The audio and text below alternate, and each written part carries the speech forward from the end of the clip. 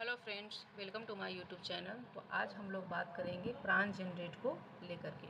साथ में हम लोग ये भी देखेंगे कि कार्यालय जिला शिक्षा पदाधिकारी कैमूर भभुआ से एक नोटिस जारी हुआ है, जो कि दिनांक 28/5/2025 यानी आज का ये नोटिस है। तो देखेंगे कि इस नोटिस में प्राण जनरेट को लेकर के क्या प्रोसेस बताया गया है और क्या क्या इंस्ट्रक्शन दिया गया है। और साथ में हम लोग ये भी बात करेंगे कि ये प्राण जनरेट करने में कौन कौन से डॉक्यूमेंट लग रहे हैं। तो चलिए वीडियो को स्टार्ट करते हैं। इसमें है आपका सेवा में सभी नवनियुक्त विद्यालय अध्यापक या अध्यापिका बीपीएससी टीआरई 3 प्रारंभिक माध्यमिक उच्च माध्यमिक विद्यालय जिला कैमूर। आपका विषय यहाँ है प्राण खाता खोलने के संबंध में। फिर आगे दिया गया है महाशय विषयक अंकित करना है कि बीपीएससी टीआरई 3 के अंतर्गत वैसे विद्यालय अध्यापक अध्यापिका जो विद्यालय में योगदान कर कार्यरत हैं, उनका एनपीएस कटौती हेतु प्राण खाता खोला जाना है, जिसकी प्रक्रिया निम्नवत है।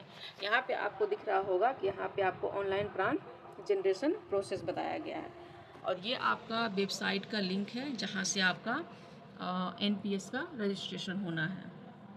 अब इसमें देखते हैं कि डॉक्यूमेंट कौन कौन से लगेंगे।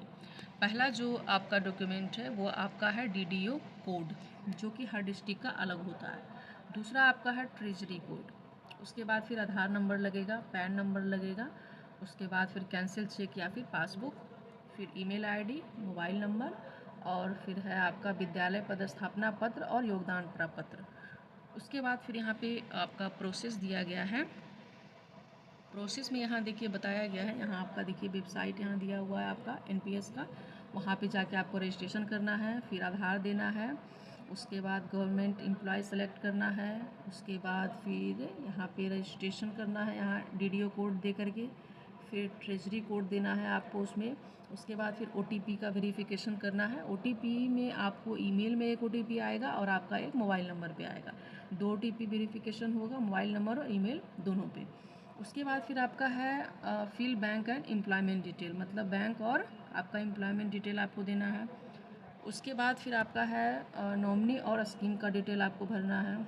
उसके बाद फिर आपका एक है PPAN, इसके ऑप्शन में जो है आपको वो बीपीएससी का रोल नंबर आपको इसमें देना है। ये 12 नंबर आपको पॉइंट देखिए, इसमें लिखा हुआ है कि fill BPSC roll number in PPAN option.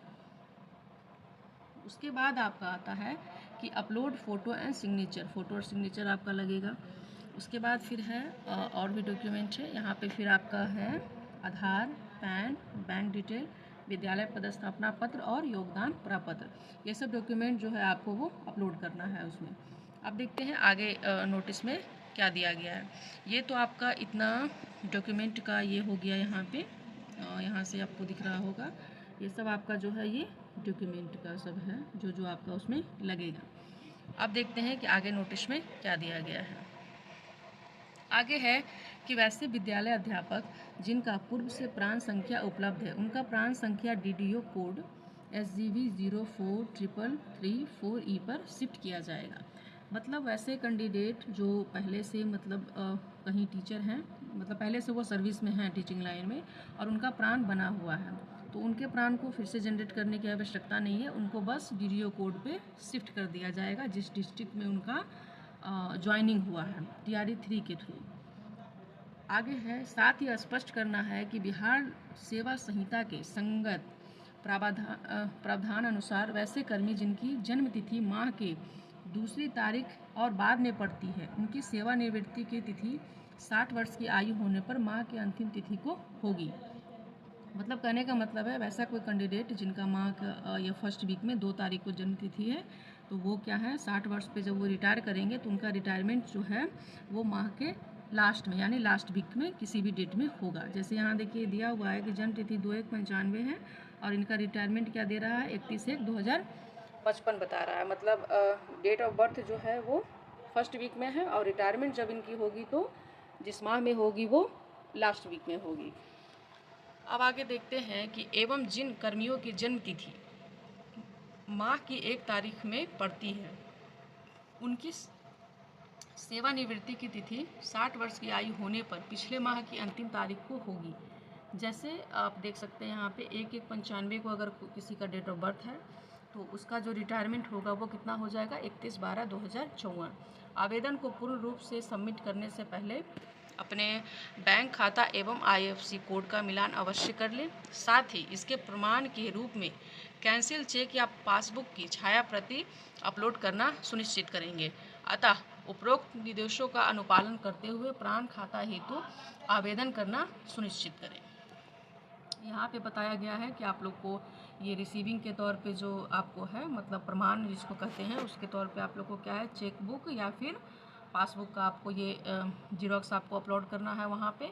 और बाकी आप बैंक का अपना IFSC वगैरह चेक कर लीजिएगा और बैंक खाता संख्या भी आप लोग अपना चेक करके ही दीजिएगा, कोई मिस्टेक नहीं हो। उम्मीद करते हैं कि आप लोग का ये डॉक्यूमेंट को लेकर के ये डाउट क्लियर हो गया होगा कि क्या क्या डॉक्यूमेंट लगना है। और उसके बाद फिर ये भी स्पष्ट हो गया होगा कि आपको प्रोसेस क्या है, आपका यहाँ पे दिया गया है, वेबसाइट वगैरह सब चीज़ आपका यहाँ पे बता दिया गया है। तो वीडियो में इतना ही अपडेट था, बाकी अगर आगे कुछ और भी आता है तो मैं आप लोग को अपडेट करूँगी।